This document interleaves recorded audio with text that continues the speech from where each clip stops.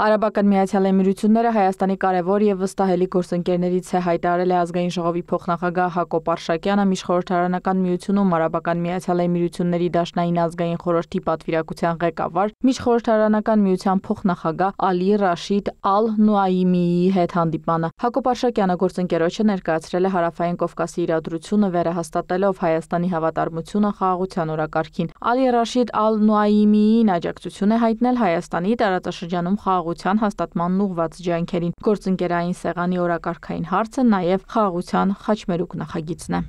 Ազգային ժողովի փոխնախագահ Հակոբ Արշակյանը Տաշքենտում հանդիպել է Ֆրանսիայի պատգամավորական պատվիրակության ղեկավար Քսավիե Յակովելիի հետ։ Քննարկել են երկու երկրների հարաբերությունների ռազմավարական նշանակությունը գլոբալ եւ տարածաշրջանային բարդ իրավիճակում։ Արշակյանն ընդգծել է Եվրամիության երկրների հետ վիզաների ազատականացման կարևորությունը, որը կնպաստի տնտեսական, սոցիալ-մշակութային կապերի զարգացմանը։ Կարևորվել է Հայաստանի ազգային ժողովի ընդունած Եվրամիության անդամակցության գործընթացի մասին օրենքի նախագիծը։ Ազգային ժողովի փոխնախագահն ընդգծել է Ֆրանսիայի առանձնահատուկ դերը պաշտպանական, քաղաքական եւ այլ ոլորտներում համագործակցության տեսանկյունից։ Արշակյանը նաև ներկայացրել է տարածաշրջանում տրանսպորտային ենթակառուցվածքների ապաշրջափակմանն ուղղված Հայաստանի խաղաղության խաչմերուկ նախաձեռնությունը, տեղեկացրել է Ադրբեջանի հետ խաղաղության հաստատմանն ուղղված քայլերի մասին, մտահոգություն հայտնելով Ադրբեջանի կեղծ հայտարարությունների պատճառով սահմանային լարվածության սրման կապակցությամբ։ Ընդգծվել է հումանիտար հարցերի լուծման կարևորությունը, ինչպիսին է հայ գերիների վերադարձը։